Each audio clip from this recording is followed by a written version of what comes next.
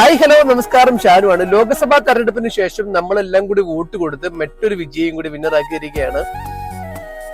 Big boss season 6 title വിന്നറായിട്ട് നമ്മളുടെ ജിൻഡോ കാക്ക മാറിയിരിക്കാനുണ്ടോ. നമ്മൾ കണ്ടു ഇന്നലെയൊക്കെ അദ്ദേഹം കിട്ടിയ ട്രോഫി താഴെ മുകളിലൊക്കെ വെക്കാതെ കൊണ്ടു നടക്കുന്നുണ്ട്.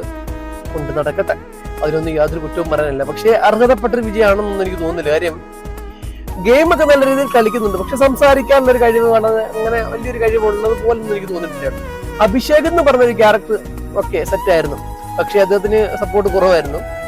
പക്ഷെ എപ്പോഴും എനിക്ക് പറയാനുള്ളത് ഈ കാര്യമൊന്നുമല്ല. പക്ഷെ എനിക്ക് പറയാനുള്ളത് ബിഗ് ബോസ് എന്ന് പറഞ്ഞൊരു പ്രോഗ്രാം നിങ്ങൾ കരുതുന്നുണ്ടോ ഇപ്പോഴും ഇത് ലൈവാണ്, നിങ്ങൾ വോട്ട് കൊടുക്കുന്നതുകൊണ്ടാണ് വിജയിയെ തീരുമാനിക്കുന്നതൊക്കെ?